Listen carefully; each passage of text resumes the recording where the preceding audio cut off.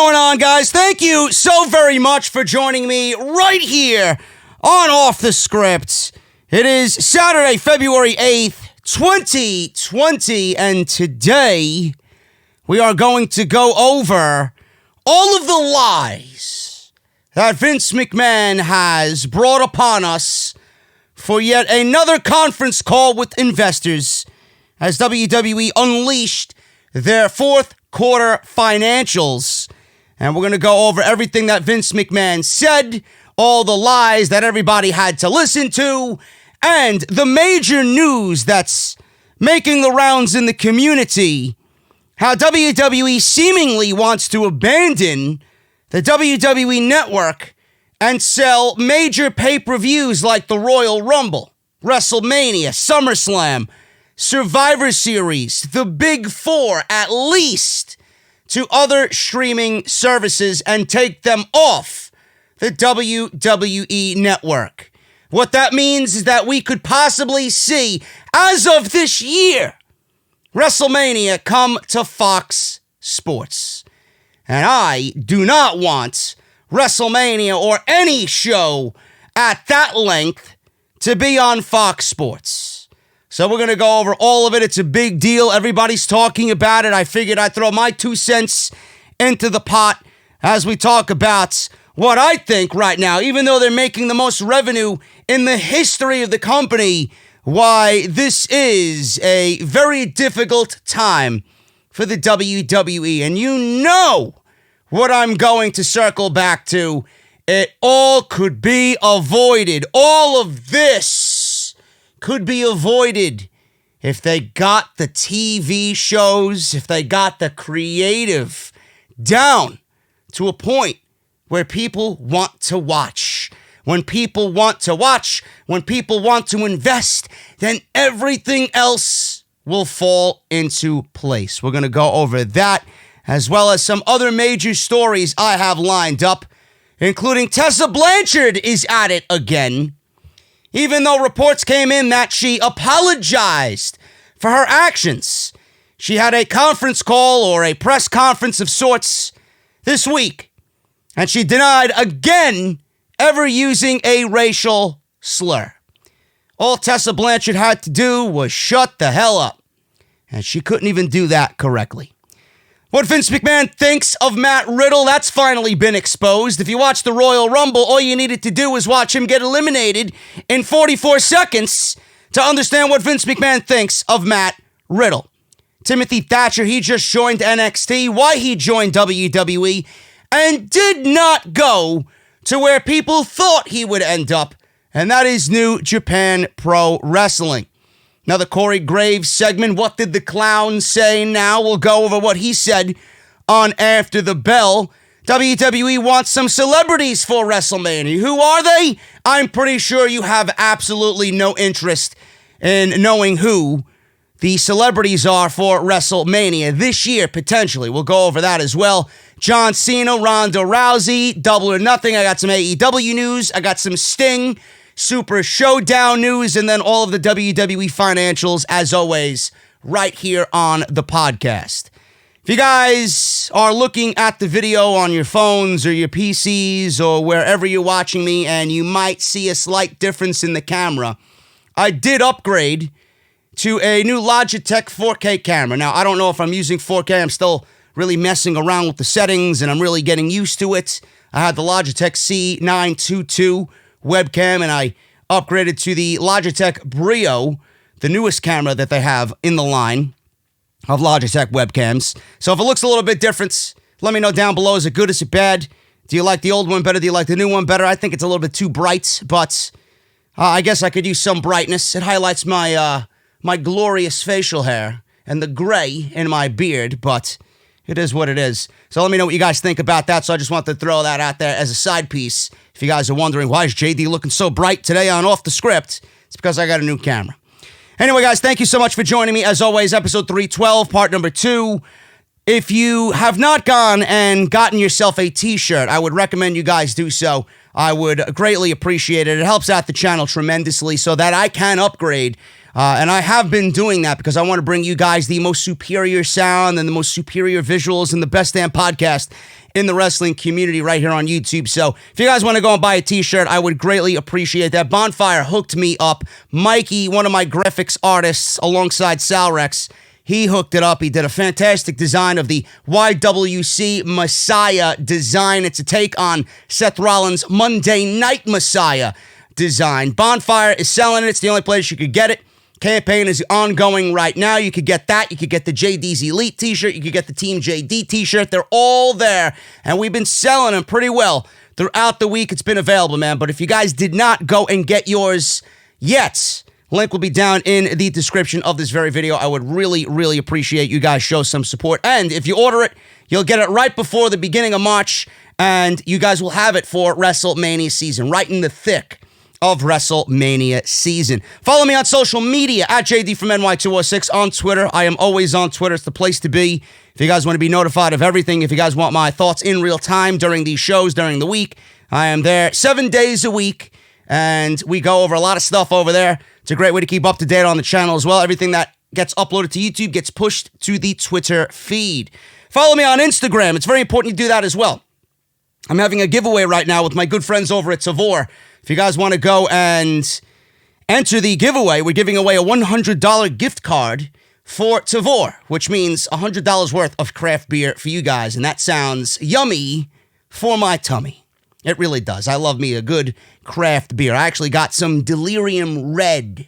Now, I didn't get it from Tavor because it's very scarce. It really is like a fucking Brock Lesnar appearance, this beer. But it's unbelievable, man. It's a blackened dark sherry ale, and it's absolutely fucking phenomenal. It's one of the best beers I have ever tasted in my entire life. I love craft beer, and I want to make sure you guys understand my love for craft beer. We're going to give away a $100 gift card to Tavor. All you have to do is follow me on Instagram. That's at JD from NY206. Follow Tavor on Instagram, at Tavor. Very easy to find. You got to follow both of our Instagram accounts. Go to my latest post, like it, and then comment down below in that picture and use the hashtag OTSTavor. That's it. That's it. I'll pick one lucky winner. One lucky winner. And you guys are going to receive a $100 gift card. I will notify you sometime early next week. If you guys missed Off the Script yesterday, go and check it out. 2 hours and 6 minutes of audio and video content. Unbelievable stuff over there. We talked about how Triple H is making it a life's mission to sign Kazuchika Okada to a WWE contract whenever his deal is up with New Japan. I said it in yesterday's video. We got a better opportunity or a better chance of seeing Triple H himself wrestle for New Japan Pro Wrestling, and I don't think that would ever happen. I don't think Okada or Triple H wrestling for other promotions is ever going to happen. Okada is not coming to the States, and we go over it in detail as well as all your Monday Night Raw, SmackDown Live, AEW, NXT news. A loaded show. Go and check it out. Everything you need, and all the videos that you missed will be linked down below in the description of this very video, man. Let's hit the news. Let's start off with Tessa Blanchard. We'll start off with these minor stories, and then we'll work our way towards the WWE financials. Tessa Blanchard denies, again, using a racial slur. All she had to do was come out and apologize and just make sure she really emphasized that apology. I learned my lesson. I will never do this again. I was in a bad state. I made a mistake. Whatever she had to go out there and say to the general public. If she did that, I guarantee you people would be more open to forgiving her. Now, obviously, you're going to have those who are going to forgive her for coming out and being a woman about this situation. Obviously, you're going to have those, even if she did apologize, nobody was going to forgive her and you're not going to support her. That's fine and well as well. But all she had to do was come out and apologize. It's pretty much what she had to do, and she didn't do that. Tessa Blanchard, again, has denied using a racial slur of any kind. For those who missed it, now, if you missed this, you might have been living in a fucking cave somewhere because it was all over the place. Blanchard was accused of using a racial slur towards La Rosa Negra, the Black Rose, in Japan several years ago. Blanchard is also said to have spit in Rose's face during the altercation as well. NWA's Allison Kay went on to support Blanchard's story. Now speaking on a teleconference call, or support Rosa's story. She was very against Tessa Blanchard. Now speaking on a teleconference call, the Impact World Heavyweight Champion denied the racist and bullying claims. Blanchard said she never used a racial slur of any kind, saying it's simply not in her heart. She says this, and I quote, "It was a very emotional weekend. It was full of highs. It was full of lows. I chose to step away from social media for a bit because all of the things that were going on, with everything that went on that weekend, not everyone is going to like me. Not everyone's going to agree with me in what I chose to do with my life. I've made mistakes. I've faced challenges. One thing I will say is I never used a racial slur of any kind. It's just not in my heart. It's not something that I've done. It's not something that I will do. It's just not true." Some people, they look at social media and someone will make an accusation, then everyone will hop on the bandwagon. We've all got our own stories. There's a side of everyone's life that's public. There's a part that's very private. There's a part that's for all the world to see and can be judged by anyone that's actually interested in it. It's very unfortunate that some people resort to saying certain things, but it's just not true. And that's as much as I'll say on it because I know who I am, and people online, that's the world we live in. It's social media. I've faced challenges and obstacles that have enabled me to persevere, to become the woman and the athlete I am today. This is just another stone in that step. End quote. You know, she constantly makes herself look like a fool every time she comes out and does these types of things. All she had to do was come out and say, "I'm sorry." You got all these stories from all these women that came out. Allison Kay, La Rosa Negra came out. You had Chelsea Green come out. You had, who else came out? I know I'm missing some, but Big Swole came out as well. You had all these women come out, and I know I'm missing some, but you had all these women come out and give you the same story from multiple accounts. Now, I said it then, and I'm going to say it now. I don't think these women, sat around on Skype and had some cold beverages and said, well, Tessa Blanchard's probably going to win the Impact World Championship from Sami Callihan on Sunday. We're going to make her life a living fucking hell and ruin her reputation before the biggest moment and the biggest match of her career. I doubt that they all just came about and wanted to ruin Tessa Blanchard. There's got to be some truth to what is out there if multiple women have the same fucking story. Now, there were reports that Tessa Blanchard apologized to Rosa Negra. There were stories that I read and heard that she apologized. She spoke to Rosa personally, one-on-one. Everything is now in the past.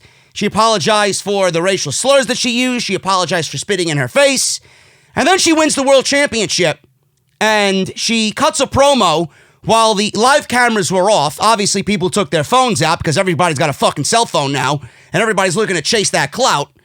But she cut a promo saying she's made mistakes and blah, blah, blah. Nobody's perfect. That is you admitting mistakes.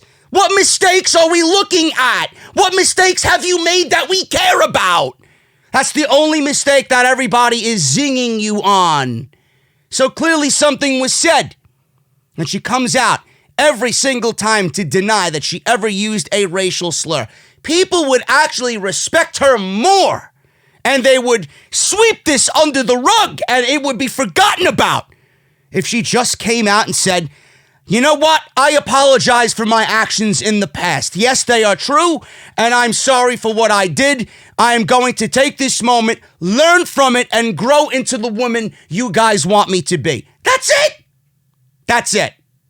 Nothing more had to be said. All she had to do was apologize. And all she continues to do is every time it's going to be brought up, and this is something that I mentioned as well, every single time she has a conference call or an interview or is on a podcast, this is going to be brought up. This is going to follow her career for the rest of her life. And all she had to do was kill it. And she refused to do that. And now nobody is to blame but Tessa Blanchard herself.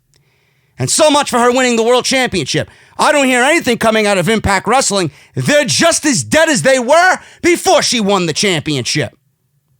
Nobody gives a shit about Tessa Blanchard, and nobody gives a shit that she won the World Championship. Nobody gives a shit about Impact Wrestling.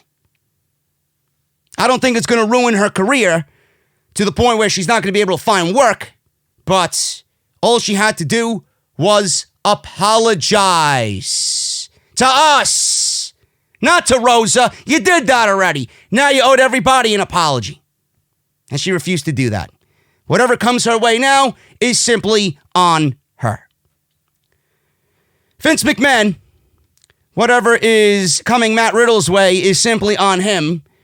Backstage news on what Vince McMahon thinks of Matthew Riddle, says Kyle O'Reilly. News of the issues that WWE Chairman and CEO Vince McMahon has with Matt Riddle has surfaced online. Dave Meltzer reported in the latest edition of the Wrestling Observer newsletter that McMahon doesn't like Riddle over his posts and challenging main roster stars on social media. Aww. Vince McMahon doesn't like anybody being himself. Vince McMahon doesn't like anybody getting over by themselves. If it's not in WWE's plans, if it's not in the WWE Universe's stars, then he is public enemy number one, is what you're telling me. Vince McMahon doesn't like Riddle over his posts. Oh, that's the worst the guy has done, man. Lock him up and throw away the fucking key.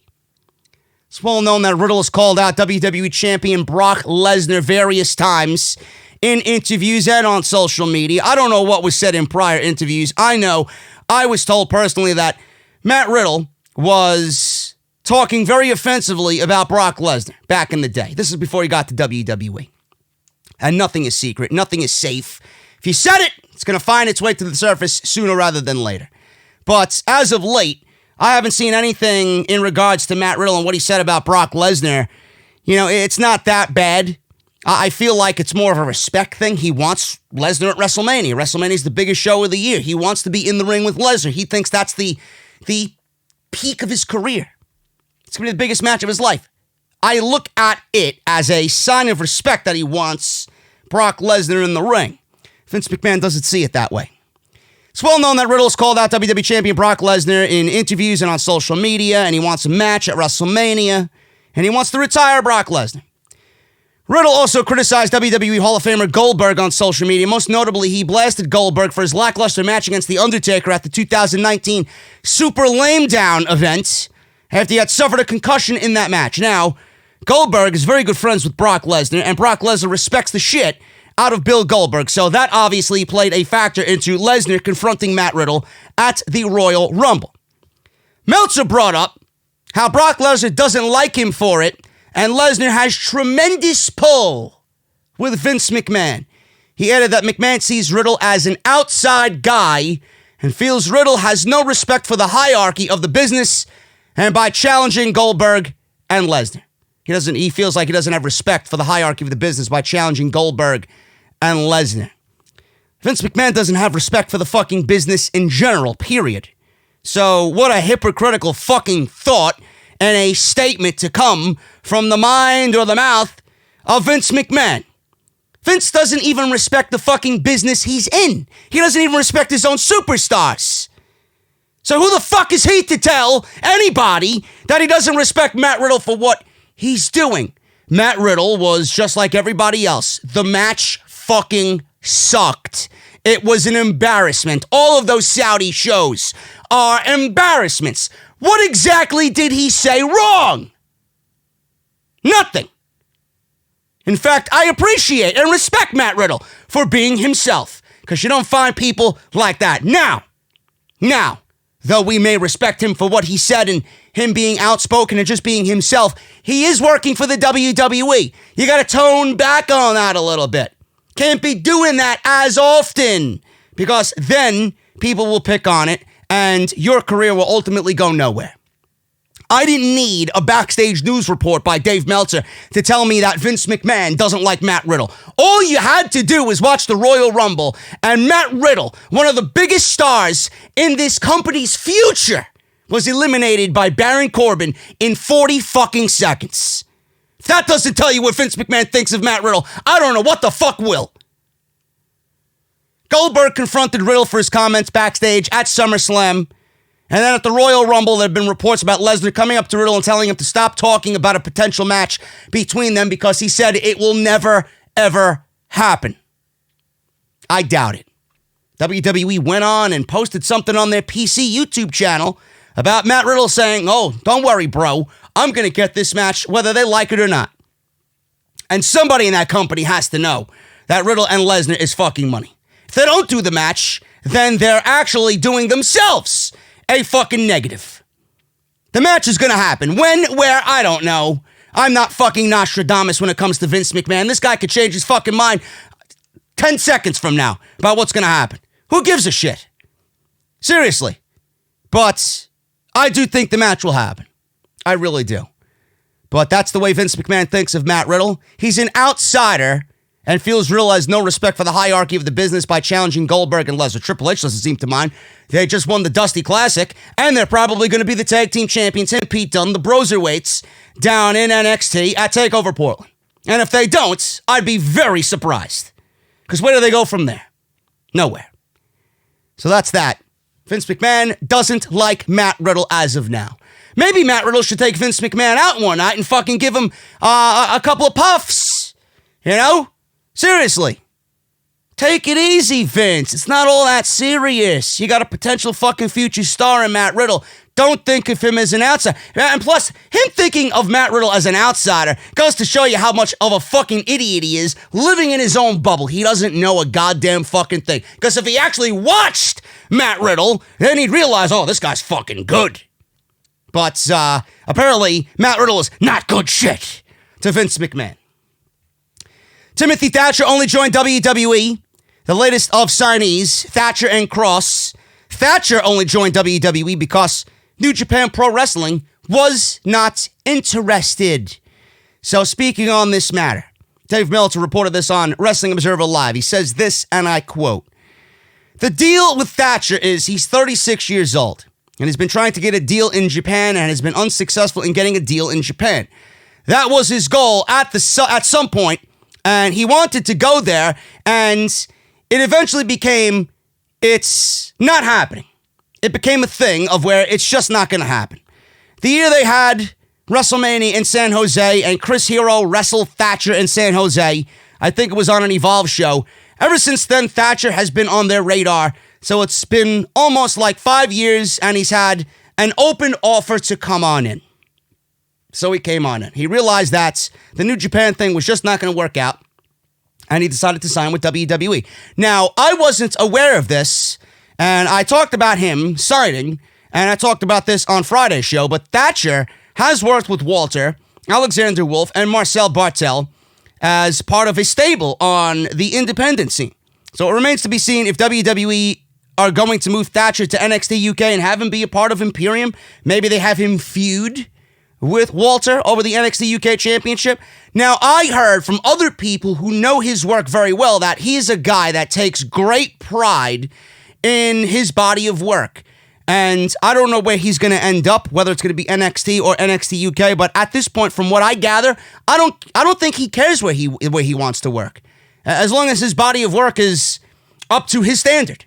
So it could be NXT UK, it could be NXT. It doesn't really matter. Now, NXT doesn't need anybody, but NXT UK could benefit from that, and he could work his ass off and move up the ranks working in NXT UK.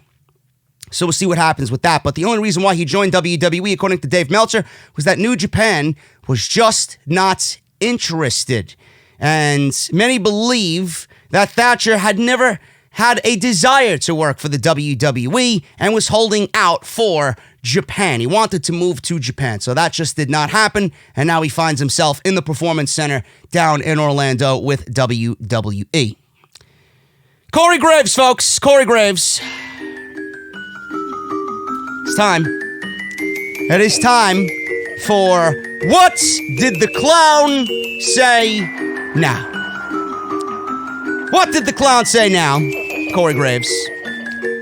He's talking about Brock Lesnar. Brock Lesnar was in, where were they? Utah, Salt Lake City. Monday Night Raw. I was surprised it was there in the middle of that blizzard that almost shut down Monday Night Raw. So this got Corey Graves telling stories on After the Bell. He explained how Brock Lesnar paid to keep the bar open during the snowstorm. So WWE did not have to cancel Raw this week in Salt Lake City, Utah. The roads were awful, but they had a lot planned for the show and carried on. The show must go on for WWE always. During After the Bell, Corey Graves remembered the last time that WWE had to cancel Raw due to snow. In January 2015, WWE had to cancel a Raw in Hartford due to snow. Graves discussed how he found himself in a conference room with Brock Lesnar, sitting in silence, and was very afraid. He ended up drinking quite a few adult beverages with 2/3 of the Shield. He says, and I quote, "I found myself in a conference room sitting in silence. None of us knew what to do or what to make of one another, being the fact that I was terrified of him in person, as I had been for years on television. So I did what any other man would do in this situation. I complimented the Beast on his jacket." This led to an unsurprisingly fun little exchange and conversation with Brock Lesnar, who at that particular juncture did not decide to tear me limb from limb. Lucky me. The show was very interesting. They re-aired the Battle Royal, the Royal Rumble match from the night before, a few backstage interviews with Roman and Brock, and a few others, and allegedly now WWE Champion Brock Lesnar paid a significant amount of money to keep the bar wide open for everybody to make sure that they had the best of a crappy situation. I, of course, stayed at a completely different hotel, but it led me to finding the only open establishment in scenic Stamford, Connecticut, the following morning, where myself and 2/3 of the Shield made sure that none of the beer at said establishment went unattended. What a day. Not all bad memories come from that snowstorm. Let's hope that Raw never gets canceled again. Now, while speaking to the EST of NXT on After the Bell, he said this and explained that she didn't get a lot of time to prepare for her big Royal Rumble opportunity. This is pretty interesting as well, moving on from the Brock Lesnar story. "I found out pretty much," says Bianca Belair, "that I was pulled aside at Worlds Collide, and I found out that I was going to be part of the Royal Rumble. So the night before, it was confirmed that I will be in the Royal Rumble." Belair noted that the night before is sometimes more advanced notice than we get sometimes. WWE superstars must roll with the punches and be available whenever WWE needs them. Obviously, Bianca Belair was more than ready, considering how she turned out in the Royal Rumble. With 33 minutes, 8 eliminations, she was the MVP of the overall night, in my honest opinion. So that's that. But that's what Corey Graves had to say about Brock Lesnar and Monday Night Raw potentially being canceled with all the rumors coming out of Salt Lake City. So he figured he'd explain how he complimented the Beast on his jacket, and how he sat with 2/3 of the Shield and made sure none of the beer at said establishment went unattended. Blah, blah, blah, blah, blah. Corey Graves is one cool motherfucker, says Corey Graves. There you go. So that's what he said. But it's pretty interesting how Bianca Belair was pretty much notified the night before that she was going to be in the Royal Rumble. Man, that's crazy. It's crazy. Because the way you look at her performance, it's like they had that planned and they had that all ready to go, and that was a thing that they wanted to do. They literally came up with it the day of the Rumble. The day of the Rumble. Yeah, Bianca, you're going to be in the Royal Rumble. We're going to tell you now, and then we're going to just go from there.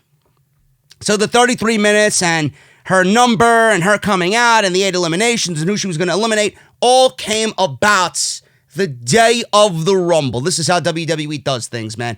I know if I'm in charge of that type of thing, that type of match would be laid out in advance, not the fucking day of the Royal Rumble. But it was a decent Royal Rumble until the ending, which turned it into the worst women's Royal Rumble that we've seen so far because of "I am the Queen, Charlotte Flair. I refuse to be eliminated by Shayna Baszler."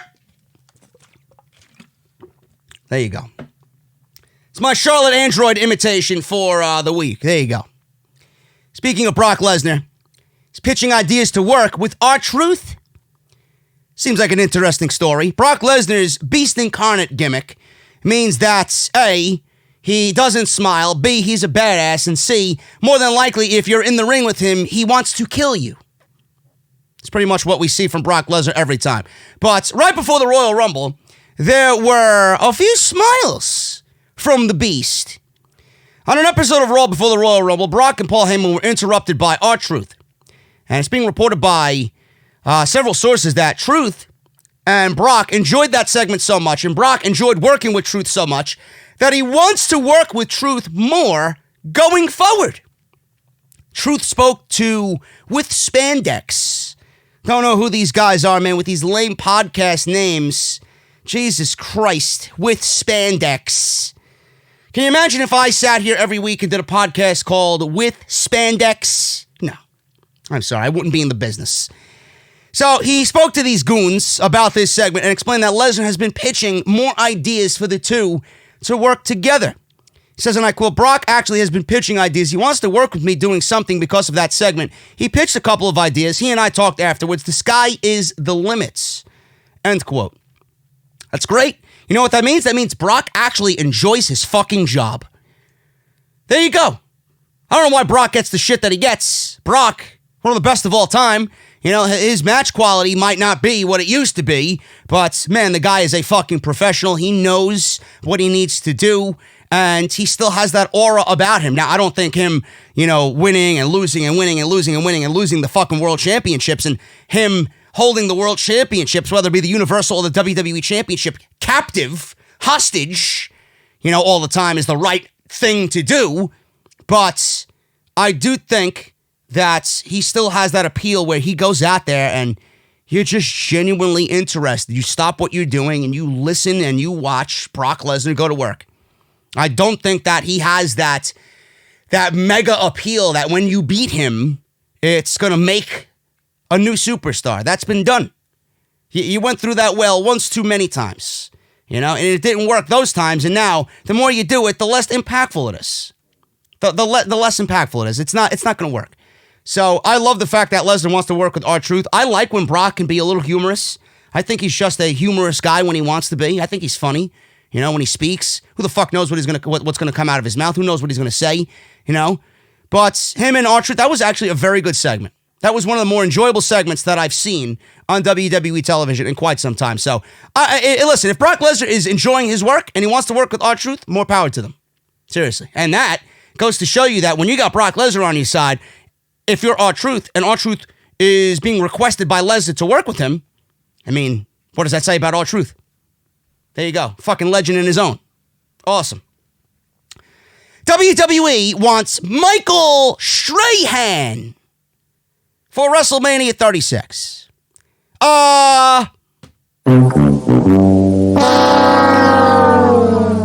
Sorry, bro. I think Michael and Kelly is where you need to be. Or some other Fox fucking pre-show for the XFL, maybe. I don't know. Please. What are you going to do? What, you getting bored during the off-season for the NFL? You need something to do? Give me a fucking break, man. Go back to ABC and start interviewing or continue to interview people with fucking Kelly Ripa, you clown. Nobody gives a shit about you. Listen to this. Now, this is coming from several sources that WWE wants to, A, bring back Tyson Fury, which I think is fucking terrible. That all depends on his February 22nd fight against Deontay Wilder. But other sources are reporting that Michael Strahan is a top target for WWE at WrestleMania 36. The company wants him to step in the ring.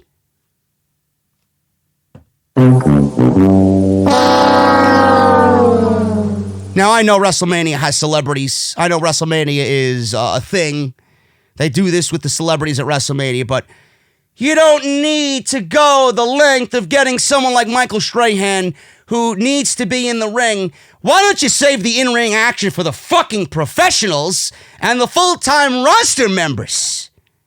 Who is that going to get over? Nobody. Just like SNL got Braun Strowman over, right? Last year? Give me a fucking break. That absolutely buried Braun Strowman more than anything else before it. Fucking Saturday Night Live. Give me a fucking break, man. Stepping in the ring. Now, that doesn't necessarily mean he's going to have a fucking match, but I don't want him in the ring, period. You want to make him a guest host? Then make him a guest host. You want to bring him on the pre-show panel? Bring him on the pre-show panel, but don't get him in the fucking ring, and don't put him on TV Monday and Friday night, because I don't give a shit. Those shows are already littered with garbage. We don't need any more. Seriously. Start recycling, clowns. Speaking of WrestleMania, Ronda Rousey will not be at WrestleMania. She wants to return, but not full-time. Steve-O. Yeah, jackass Steve-O interviewed Ronda Rousey about her return to WWE. She gave him a tour of Browsy Acres. She was quite candid with Steve-O. He wasn't stapling his fucking skin, or he wasn't lighting himself on fire, so this might be odd and bizarre to everybody that he actually sat down and conducted a normal interview with another human being. The baddest woman on the planet said after working so often, she doesn't think taking constant bumps is conducive to starting a family. She says this, and I quote, "I did completely full-time for a year." For a year! My God, they signed you for 3! All of the TV and as many live shows as I could. I probably worked 200 days out of the year. Most people do way more. Most people have live shows throughout the week and then go and do TV. Then they get to be home for a day and a half and do it all over again. It's nonstop. It was so much fun, but it took so much time away from my family that I couldn't do it sustainably.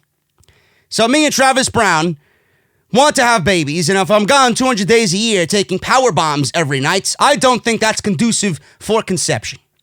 We wanted to take time and make us a priority. I don't know when I'm going to be back. I know I want to, but I don't think I'll be able to do it in that capacity again. I couldn't put my family through that again. Now, the most important thing is that Ronda wants to come back, and she obviously won't be working full-time, as she stated there. But, money is a powerful thing. Vince has a lot of it, and it depends on what Vince wants. If Vince wants you full-time, I guarantee you Ronda is not going to be telling Vince, "Okay, Daddy Vince, I'm just going to walk away, and I want to do 1 or 2 matches per year." When Vince wants you for 200 days a year, you'll probably say yes to Vince and bend over backwards to appease Vince McMahon. But the fucked up thing is, Ronda Rousey did 200 days out of the year, and she did excellent for the time that she was in the ring. That WrestleMania match with Angle and Stephanie and Triple H was the best match of that WrestleMania card. She had an all-star year. She was the women's champion. She was placed in position to get Becky Lynch over as the biggest female in the company. And look at all the work that WWE gave Ronda to do. Look at the workload that WWE gave Ronda to do to basically take the women's revolution of wrestling and put it on her back. And look at how they fucking washed it all away. Awful. Every little bit of Ronda Rousey last year has been wasted and wasted away. Awful.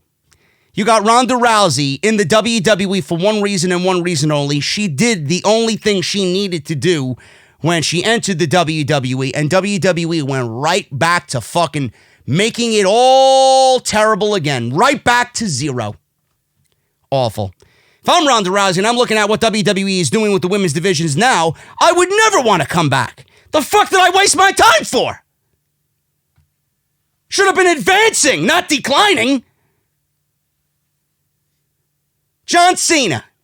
John Cena said he would be backstage at WrestleMania 36. Oh, joy. I want the John Cena vs. Brock Lesnar, but we're not getting that. John Cena did an interview with Jimmy Traina of Sports Illustrated where he spoke about a wide variety of topics. During the interview, he spoke about a potential appearance at WrestleMania 36, which is where he confirmed that he will be at the event and would do anything that Vince McMahon wants him to. Now, I don't know if that's a good thing.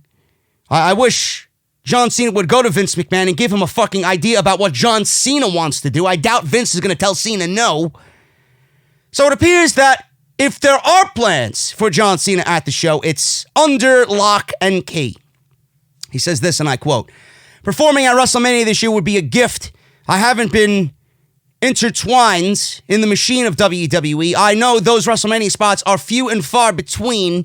You think for an 8-hour fucking show that they would not, but it really is. And I've expressed that I'm off. I've also expressed that I live in Tampa. I will for sure be at the event, and I have great trust in the process, and I have great faith in Vince McMahon, not only as a boss, but as so much more than that. As a friend, as a mentor, if he were to tell me that he needs me, I would absolutely be active in whatever capacity, whether it would be like last year in New York, rapping my way to the ring, or the year before, being a fan in the stands. There is no job too small. End quote. It was reported several weeks ago that WWE has big plans for Cena at WrestleMania 36, but clearly, nobody knows what they are. Everybody thought, well, John Cena's going to come out at number 30, win the Royal Rumble, challenge Brock Lesnar for number 17. That's what I thought he was going to do. But apparently Cena was reportedly in an interview stating that he doesn't want number 17. He doesn't want number 17 at all. He doesn't want to break Ric Flair's record. So Lesnar and Cena is now out of the running, as Lesnar has McIntyre.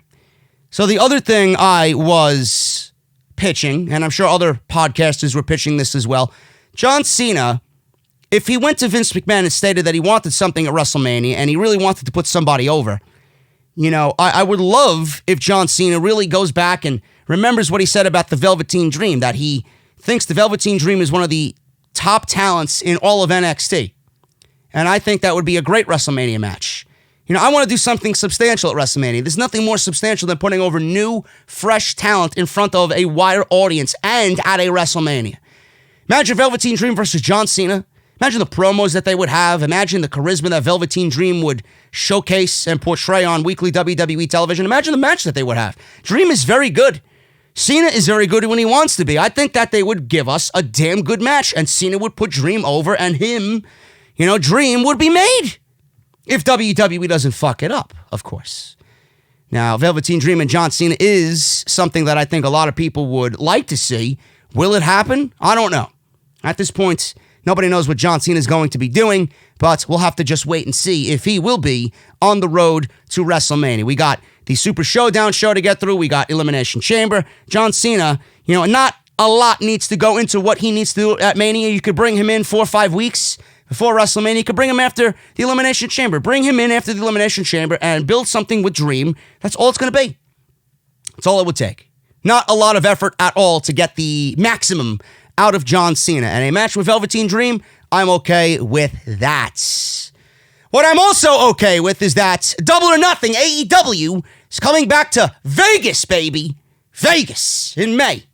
Memorial Day weekend, MGM Grand Garden Arena.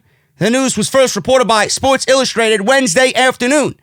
AEW President Tony Khan told Justin Barrasso of Sports Illustrated that the success of last year's Double or Nothing led to the launch of Dynamite, the promotion's weekly flagship television show on TNT. He says this, and I quote, to SI. It's been an incredible run and only fitting that we return to Las Vegas to celebrate our 1-year anniversary with AEW's marquee event. It's like it was yesterday, man. It's like it was yesterday watching Jon Moxley come through the crowd and DDT Kenny Omega. It's awesome. On Saturday, May 23rd, Double or Nothing is back for round 2 at the MGM Grand Garden Arena. Last year's event changed the world of wrestling, and this year, the stakes will be even higher. Tickets will be on sale February 14th on AEWTix.com. That's next Friday, and I fully expect this show to sell out instantly. Instantly! So I might have to find my way through the press badges that they more than likely will be giving out. So we'll see what happens. But I would love to go back out to Vegas. I had a great time. I love Las Vegas, man. So we'll see what happens with that. Double or Nothing in 2019 was the first pay-per-view presented by All Elite Wrestling. Since then, we've seen AEW's pay-per-view calendar develop with All Out, Full Gear, Revolution. We got Fyter Fest, Fight for the Fallen, Bash at the Beach as of January, the Jericho Cruise. Awesome. Revolution, their next pay-per-view takes place February 29th from Chicago, Illinois, and I will be covering it live right here on the channel. So look forward to that in the next couple of weeks. Update on Sting appearing at WWE Super Saudi Showdown. It was reported just before the Royal Rumble that both Sting might be appearing at the pay-per-view, and that will set up a match for Super Showdown in February or at WrestleMania in April. Both Sting and Edge were being rumored for the Royal Rumble, and Edge showed up, Sting did not. That's what I was trying to say there. Both Sting and Edge. But Sting, the rumors of Sting being cleared by WWE have been running wild for the last couple of weeks. If Sting does have a match at either show, it will just be his first match in 4 years. Sting was forced to retire after a WWE Championship match with Seth Rollins in 2015 where he was buckle bombed and injured his neck. PW Insiders reporting that while WWE did hold talks with Sting about appearing at Super Showdown, those talks have now died down, and it's unlikely Sting will be at Super Showdown. Mike Johnson says, and I quote, "As noted several weeks ago in the Elite section of PWInsider.com, there had been a push for Sting to be used at the 227 events in Saudi Arabia. But as of last night, we were told those talks have been dead." So they might be dead. Those talks may have died down, but, who's to say that he's not going to be at WrestleMania? I'm hearing a lot of people say it's going to be Sting and The Undertaker at WrestleMania. I don't know, man. I would rather not see it. The match should have happened back in 2012, not 2020. 8 years after we should have seen it. Seriously. So Sting is rumored to be back in the WWE. It's going to be a wait-and-see game. I would rather not. And I've been on record here on this show saying that if Edge got cleared, if Daniel Bryan got cleared, and all this money's going around and all this money is ready to be made, right? Because Sting, he would love a $2 million payday from WWE for showing up at Saudi Arabia doing Super Showdown or Crown Jewel.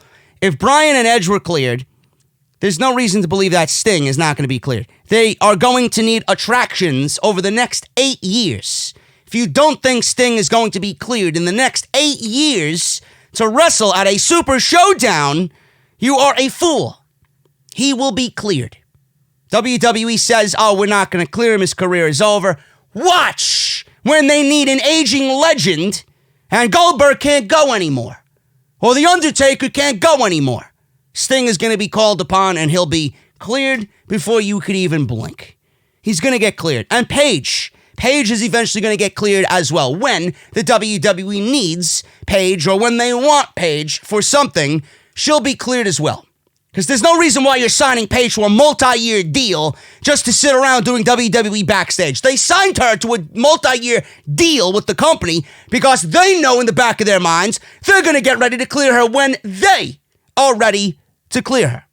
No questions asked. It's coming. So that's that on Sting, and we will go over anything else regarding Sting as his return is looming, possibly at Super Showdown, at WrestleMania. We'll figure that out and cross that bridge when we get there. Guys, just quickly, today's podcast is sponsored by my good friends over at The Ridge. The Ridge helps you guys carry what you need to every single day, from streamlining how you carry cash and your cards in their flagship Ridge wallet to their portable charging commuter backpack. They want to make the most out of what you are bringing with you every single day.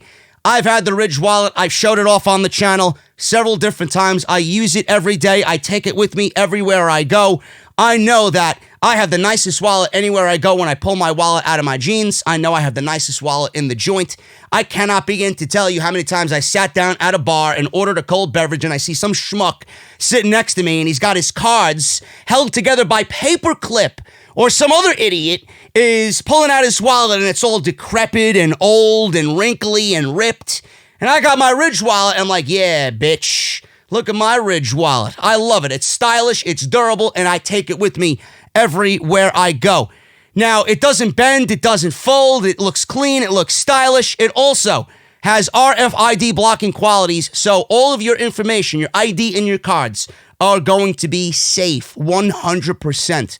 The Ridge is so confident that you'll enjoy their product that they've made it as simple as possible. Free shipping so you guys can get it fast. Free returns in case you don't like it, which I don't know why you wouldn't. It's an excellent product, so forget that. You're going to end up keeping it.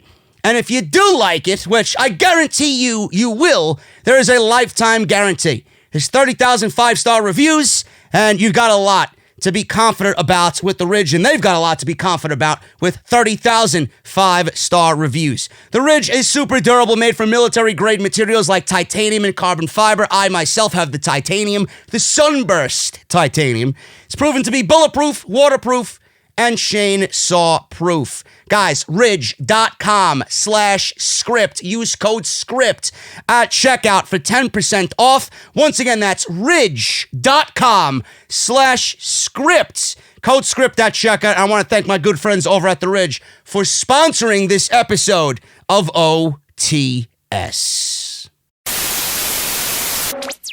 All right, man, let's talk about the lies. The lies that Vince McMahon has brought upon everybody during the recap of the conference call for their fourth quarter financials. The lies. As bad as the fucking political shit that's going on in the world today. It's like watching the State of the Union address by President Trump. All bullshit. It's all a fucking act.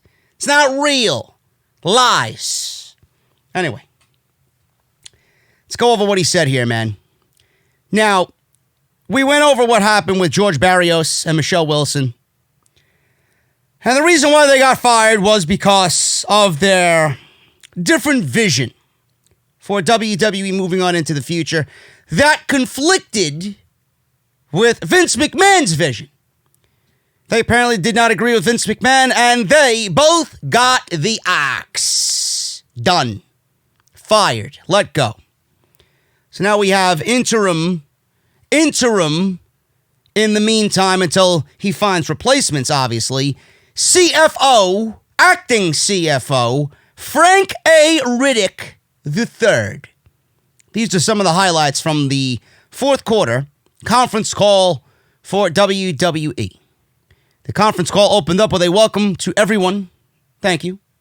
Thank you, Vince McMahon. Vince stated about the management transition that alludes to George Barrios and Michelle Wilson's exit. He says, and I quote, announced a management transition that did not reflect a change in strategy. The decision was based on different views on execution and areas of focus. McMahon praised them for their hard work, but noted that WWE wouldn't miss a beat without them. Ha ha ha, you throw them under the bus, why don't you, Vince? Without actually throwing them under the bus or saying such, you know? So, the reason why they got fired, folks, was because they did not agree on Vince McMahon's vision. They fought Vince McMahon's vision. Vince always wins. And being that everything was down as far as network subscriptions and other areas of the company being down, they were more than likely going to report a loss. He cut his two highest chiefs in George Barrios and Michelle Wilson, and they were fired because they were scapegoats. Vince fired them because of his company's own failure. He fired them because of his own failures, just like everybody else that meets their demise. When is it going to finally come around and be labeled Vince's fault? I don't know. Yes, because all this time we were operating under what George Barrios and Michelle Wilson wanted to do for the WWE. It's always been Vince's vision. Now they were let go because, we're going to be reporting a loss this quarter, so I got to do something to make myself look good, and you guys got to get the fuck on out of here. Barrios and Wilson fired. They will not miss a beat without them. And they won't. The machine will continue to roll, and the show must go on. He added that they will have an evaluation of strategic alternatives to consumer products. We are changing the WWE culture to be more collaborative and exclusive. Or inclusive. Inclusive, exclusive, whatever. That's what he said there in regards to that. Vince says of the WWE Network strategic alternatives that which could be implemented, quite frankly, in the next quarter. He added that he's more confident than ever about their future. Riddick ran through the media content and brought up their strategy with SmackDown on Fox failure. Even though they're getting $1 billion, the show is a fucking failure. It's the worst show on television. They don't give a fuck about that, though. All these people want to know is how much money's coming in. How much money's coming in. But at the end of the day, the quality of the show really does fucking matter, Vince. Raw and NXT on USA Network. WWE predicts an increase to 1.47 million WWE Network subs for quarter one. WWE is also looking at alternative strategic options for the network. Now, correct me if I'm wrong here, folks. Correct me if I am wrong. The WWE Network, as of right now, has 1.43 million subscribers. Don't know how many are people like me who are paying the $9.99. I'd love to know the number of people signed up for free to the network. I'm sure they're lumping that into the overall number. Again, I'd love to know that actual number. But look at this. 1.43 million people subscribe now for the WWE Network. It's Wrestlemania season. This is where they do most of their business. This is the peak of their year. And he is predicting that the network is going to be 1.47 million at the end of quarter one, which runs from January up until April through WrestleMania. So that's not a lot of network subscriptions gained in the quarter to begin with. Those are very lowly expectations. How much money is that going to be translated into during your peak fucking time of the year? It's not much money being made there, in my opinion. I don't see how WWE is going to be making money there from 1.43 to 1.47. During WrestleMania season, that's fucking terrible. It's absolutely terrible. Riddick ran through the revenue numbers. Revenues increased 18% to $322.8 million from the prior year quarter, as increased revenue in the media segment. Operating income increased 87% to $99.8 million, driven by increased profits from the media segment. Media revenues increased 29% to a quarterly record of $264.6 million. WWE's network average paid subscribers decreased 10% to approximately 1.42 million. The prior quarter was 1.51.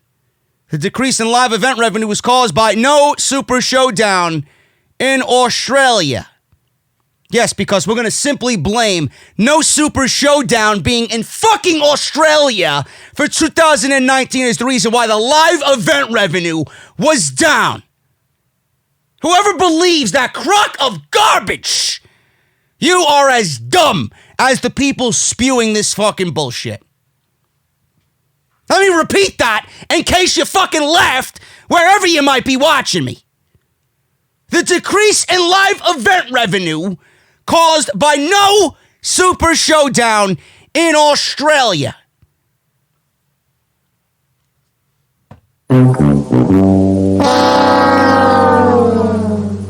That's the biggest loser statement I've ever heard in my entire life, man. Let me tell you something, Mr. Frank A. Riddick III and Vince McMahon. The live event revenue and the live event gate are down because nobody enjoys what they're seeing on television. And if they don't enjoy what they're seeing on television, nobody's going to pay to come see this shit live. If the shows were better, then people would be more apt to pay money to go see them when they come rolling into town. How difficult was it for WWE to sell out Madison Square Garden? Huh? How difficult? Yes, giving 3-for-1s away was the way that they filled the fucking arena. How many times did they roll into a pay-per-view town for an Extreme Rules? I remember like it was yesterday, there was 4-for-1 ticket giveaways just to fill the arena. Why is that? Because there's no Super Showdown in fucking Australia. Media was hurt with poor 2K20 sales. That's what happens when you got fucking developers who don't give a shit about the fucking game. Media was down because of poor 2K20 sales. Why don't you go out there and get people that actually know how to develop a fucking video game? Instead of regurgitating the same shit every single year. People woke up this year. They woke up. Why am I going to buy the same fucking game every single year, with this year being more broke than it ever has been before. It was a little PS3 port on a PS4. You couldn't pay me to fucking promote that garbage. So then they opened up the call for questions. Oh boy, this is going to be a good one. Let me take a sip of my cold beverage.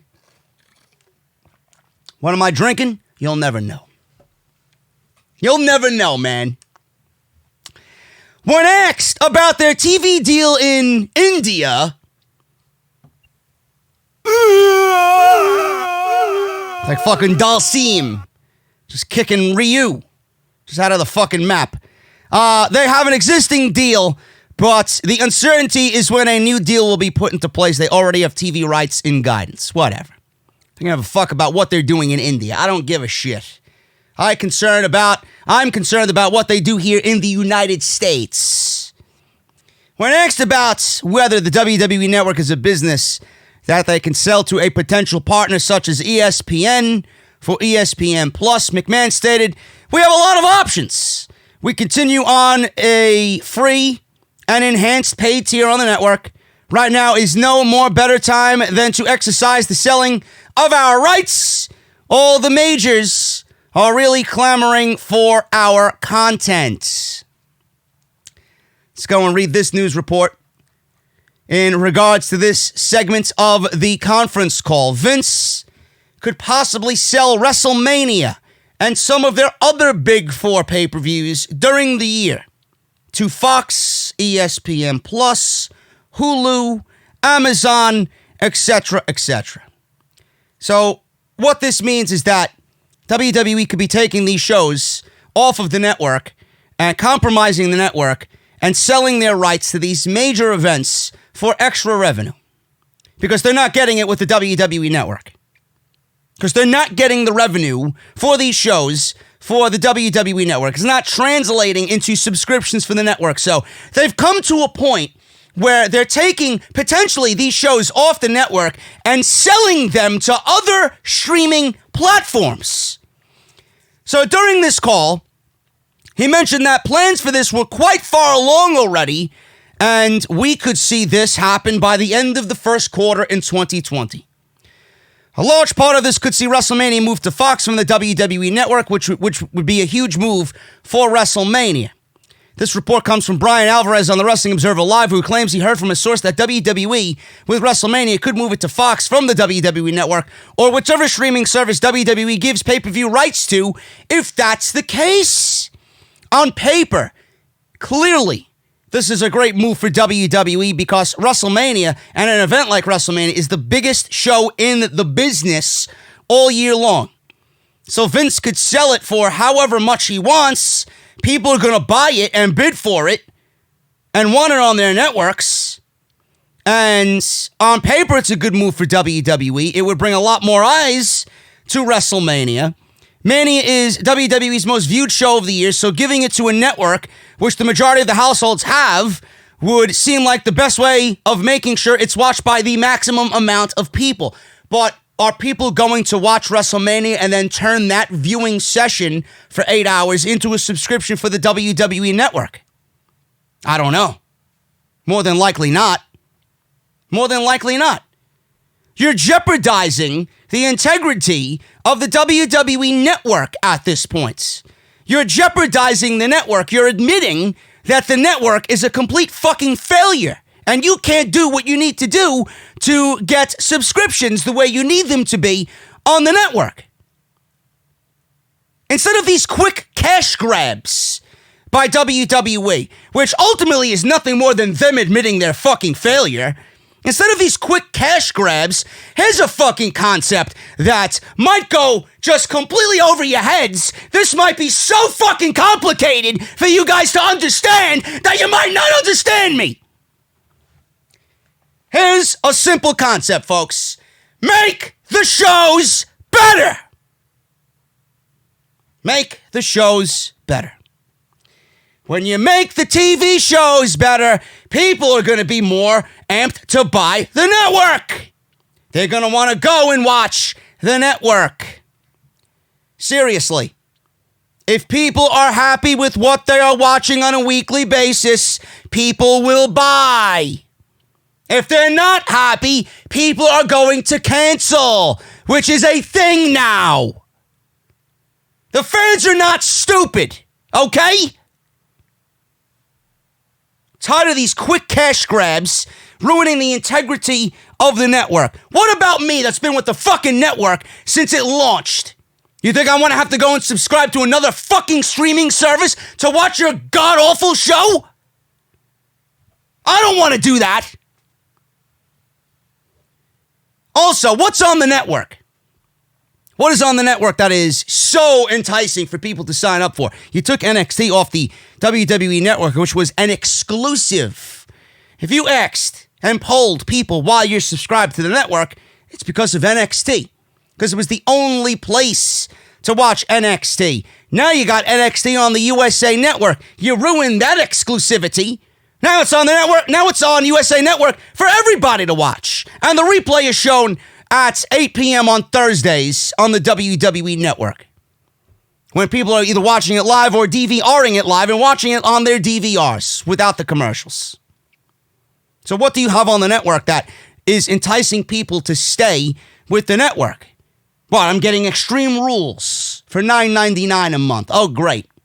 I'm getting B and C level pay-per-views that are fucking god-awful every single month for the network. Oh, great. And I'm getting Super Saudi Showdown with an aging Goldberg battling Dolph Ziggler or whoever the fuck they put him in the ring with. Hey, oh, great. Great. Yeah, The Undertaker and Bill Goldberg in a fucking 7-minute match that ended up being one of the worst embarrassments this company has ever seen. Yeah, great. I can't wait.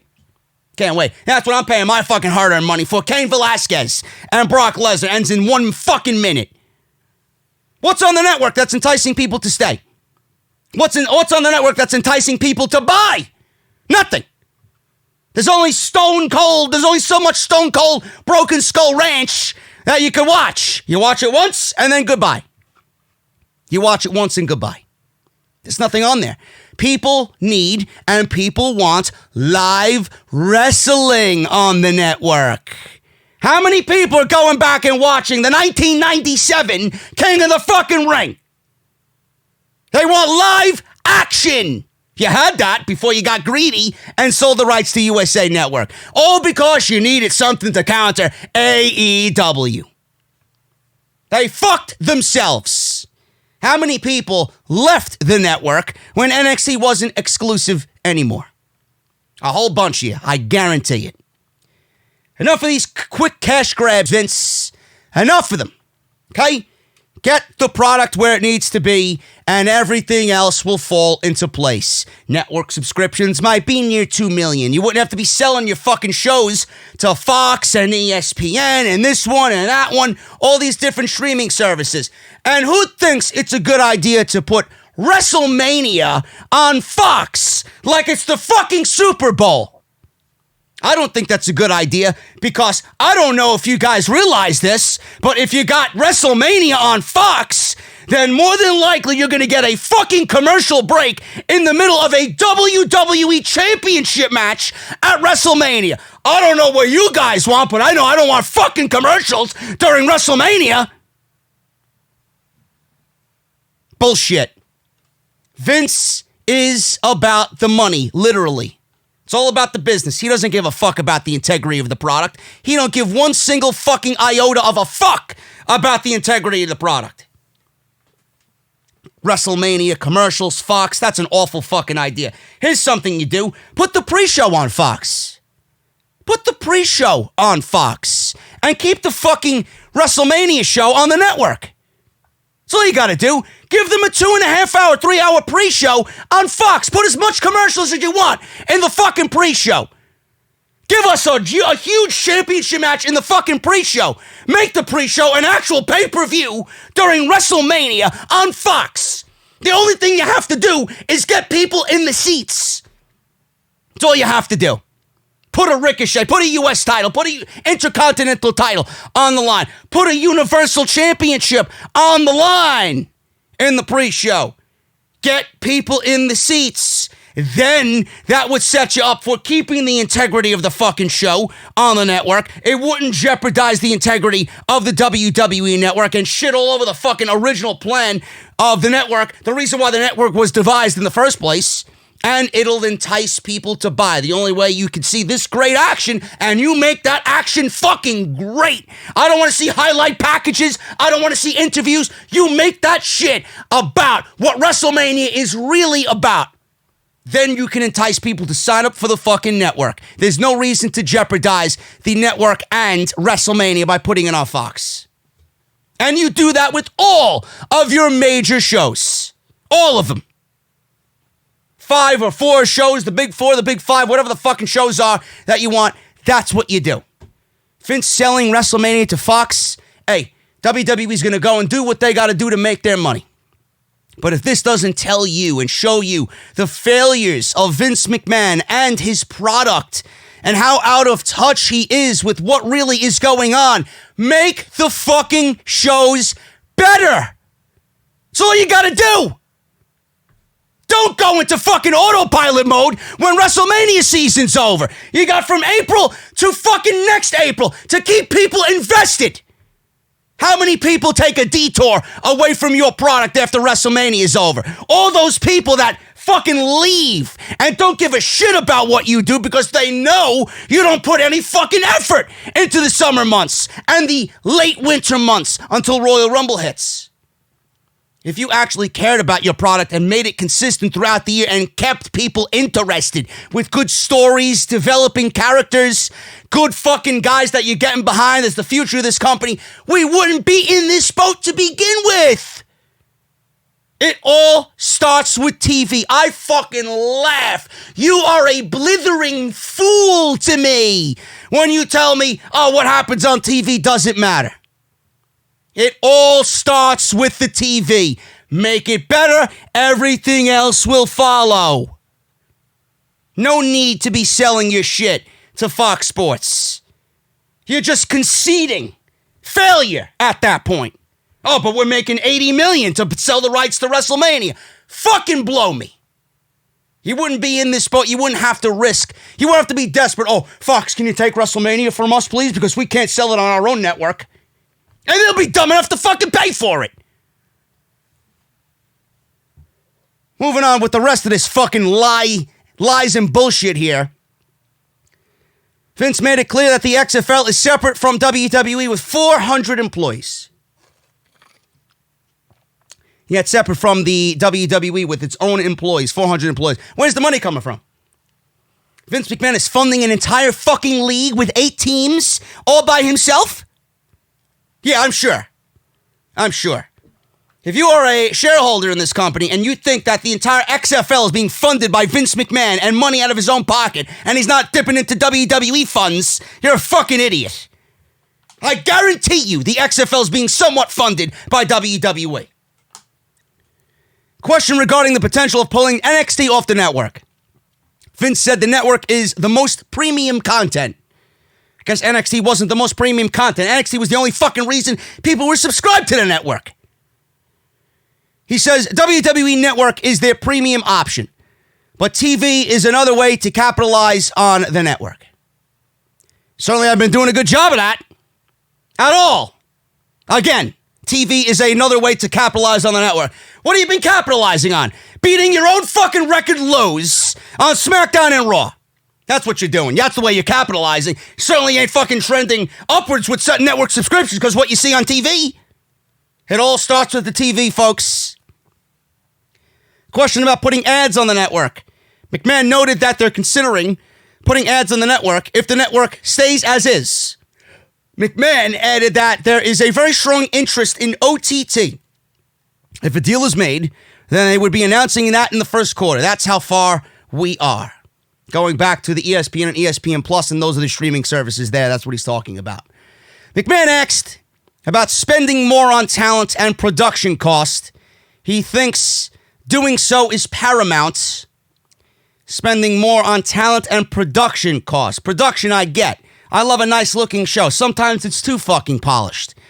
But it's paramount to spend more on talent. Yeah, it's paramount to keep the talent in WWE so they don't go to, the competition, AEW? McMahon added, he sees growth in the ratings. I don't know where he sees growth in the ratings. Jesus fucking Christ. What a crock of shit. And noted how previous quarters that were down had talent injury. Folks.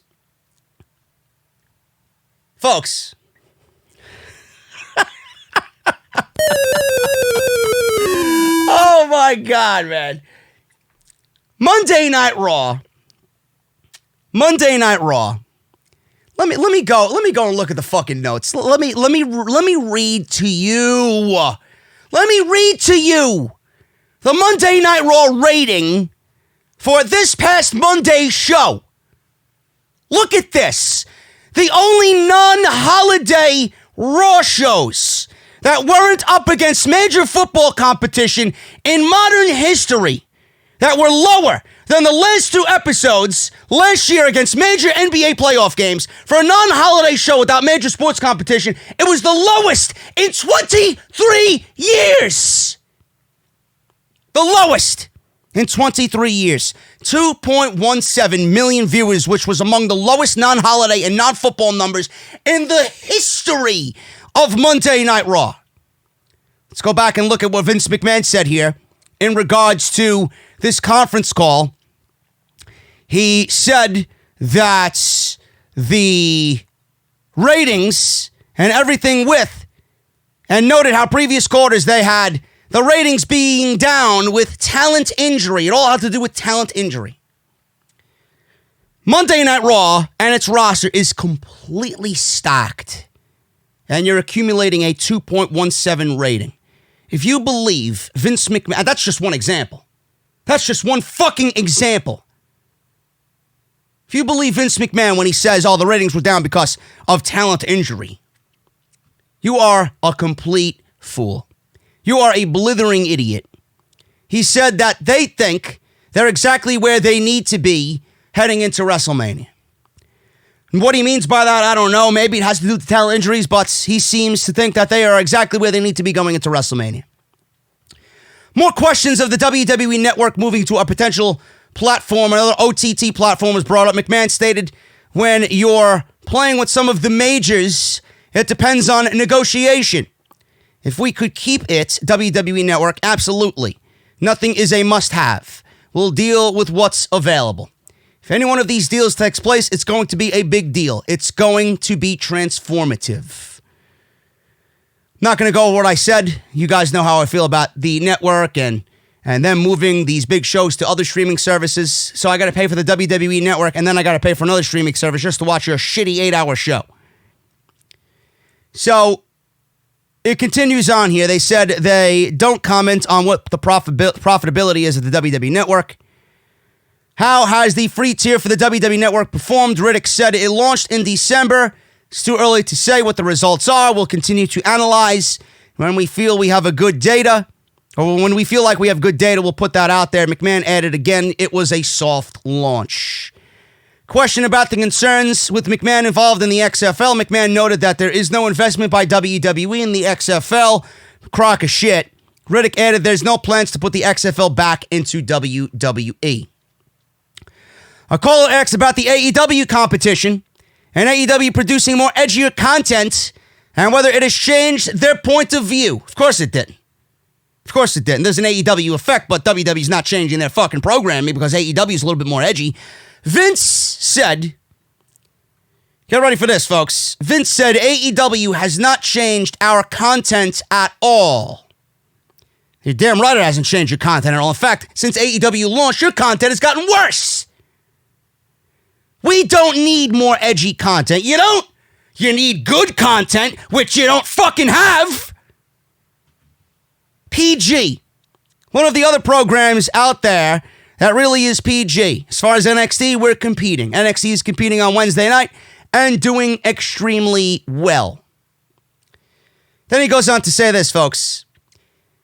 AEW has not impacted business in the WWE. He says AEW has not impacted business in the WWE.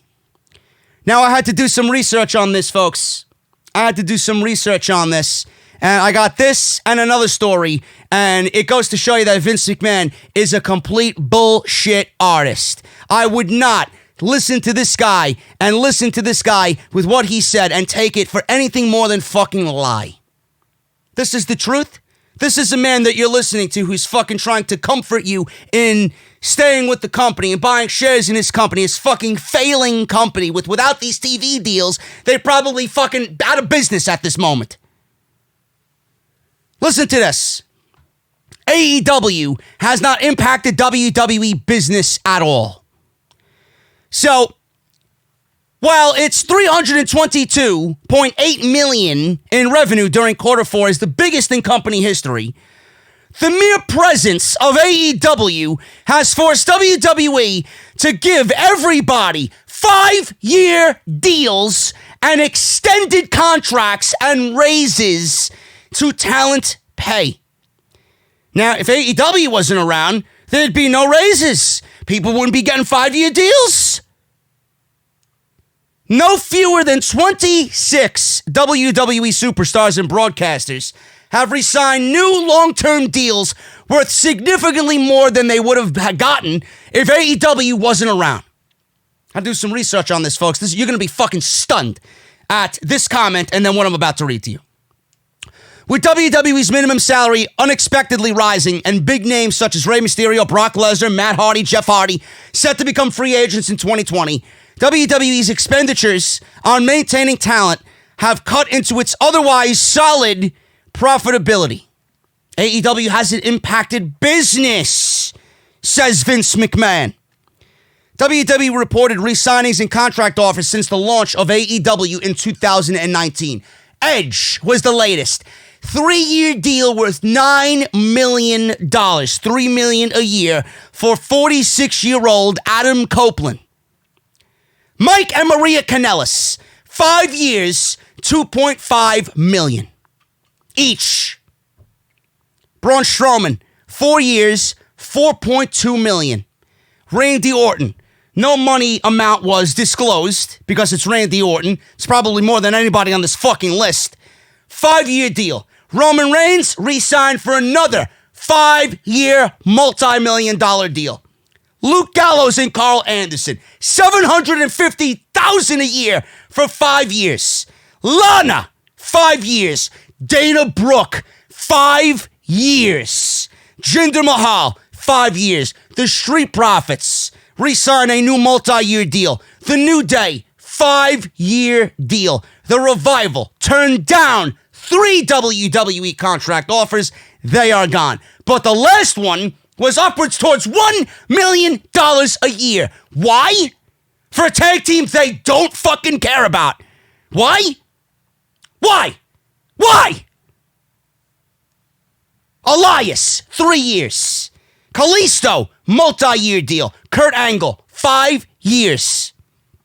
Mandy Rose signed a 5-year deal. Jerry Lawler, 3-year deals. Mauro Ranallo re-signed. He's the only one on this fucking list worth the money. Mojo Rawley, 5 years. Nikki Cross, 5 years. Paige, 5 years. Miz, re-signed a contract and then renegotiated a new contract within a 3-month span. 5 years. 5 years. Vince says AEW has not impacted WWE. Has not impacted WWE, you say.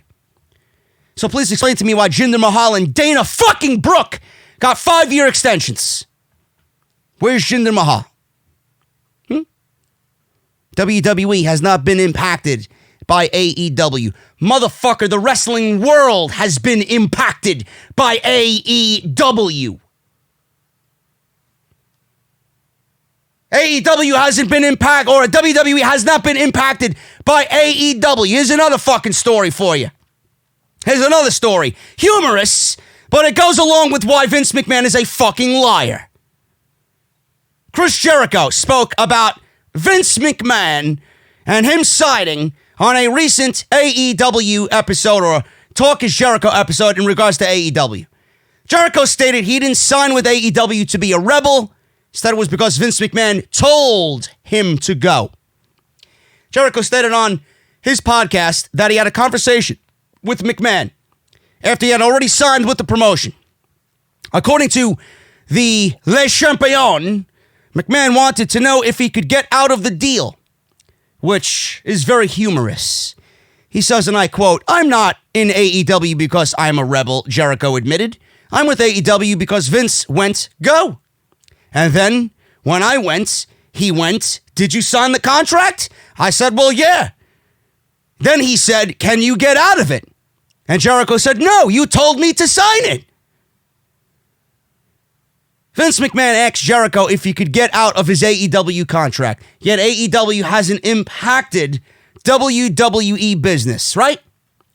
AEW hasn't impacted WWE Business, and Vince McMahon is asking their world champion to back out of his contract.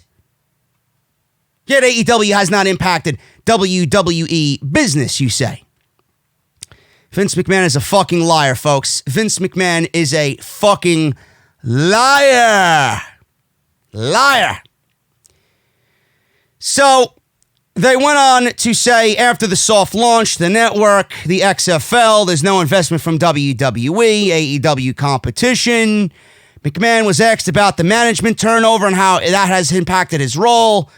He said he'll have a few more direct reports now. I have pretty broad shoulders and I can handle a lot. Listen, we don't need jokes here, bro. We don't need jokes. We don't give a fuck about how broad your shoulders are. Regarding WWE's company structure, McMahon noted, in terms of reimagining our culture in the way we do business, it's going to be very inclusive, attracting world-class individuals to our company. I mean, who wouldn't want to work for WWE? I mean, come on. It won't take us long to implement that at all. Luke Harper, Sin Cara, Matt Hardy, The Revival, and I'm sure a bunch of other people that will not publicly state they don't want to be with the company, but WWE is not the place for people to be. Honestly, if you want to make a fucking quick buck and be left in the fucking dark as far as your career goes, then by all means. But WWE is not the end-all, be-all anymore, while he says it is. Who doesn't want to work for the WWE? A lot of people actually don't want to work for the WWE because they value their creative freedom more so than the fucking dirty money that you are undoubtedly going to sign people to, undeservedly so at 5 years and multi-million dollars over what they actually deserve. There you go. Mike Kanellis wanted to back out of his contract. He signed a 5-year deal, and then he decided, I don't want to be here anymore. I don't want to be here anymore. Nobody wants to work for WWE because you are there. And they know that if they go to the WWE, they got a certain ceiling hanging above their head. Regards to disagreements on strategy with McMahon, Barrios, and Wilson, Vince stated, a lot of it was execution, focus as well. Reallocation of resources, the way we do business is going to be different and more successful as well.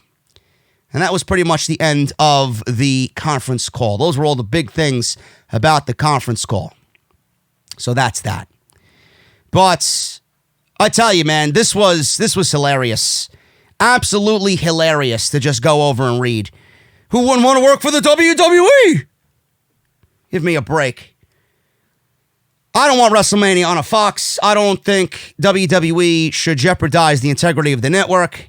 I don't know how much more powerful of a statement I can really relay to you guys. It all starts with the television. It all starts with the television. If the company was in a position where the fans were fucking emotionally invested in everything that they did, and they have the power and the resources to do so, they just don't do it. If the TV was better and the quality of the shows were better, everything that is an issue with this company would not be an issue. They wouldn't be here talking about, oh, we're going to go from 1.43 million to 1.47 million. After taking all these shows off pay-per-view at $70 a fucking pop, look at the money you're losing. That's an increase. That's what your projected numbers are going to be. Then you want to take these shows off the network, put them on a Fox or streaming service of some sort, and have people go out of their way to sign up to the network and then sign up to these other services just to watch your shows. Just because you want to sell the rights and gain some quick money because you are failing with the WWE Network. Seems to me like the WWE Network is becoming too much of a hassle for Vince McMahon. I don't like that at all. WrestleMania on Fox, riddled with commercials. I don't know what else to tell you guys, man. I don't like it. I don't like it one bit. But that's all I got on Vince McMahon and his lies from the fourth quarterly ratings or financials for the WWE. That was all the conference call and the notes that I got from the conference call this week. Thank you guys so much for joining me on the podcast. If you enjoyed it, please hit that thumbs up. Make sure to hit that subscribe button down below. Turn on that bell for all notifications. If you guys want more content, there's plenty of it down in the description below. Go and check out all the videos that you might have missed. You'll see some annotations at the end of the video. You'll see some annotations within the video. Click it.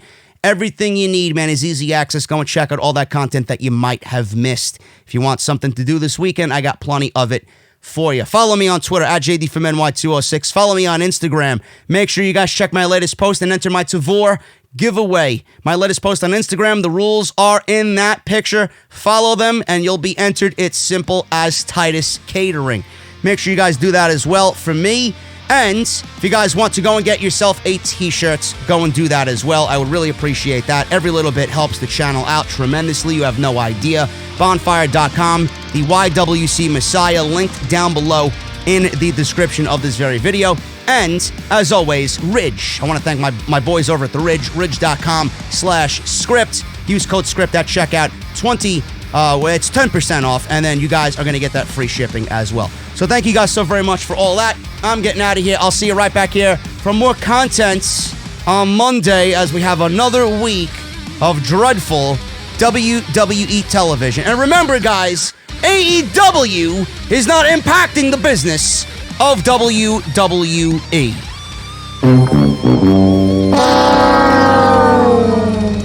See you guys later. And I'm not going to spin the wheel.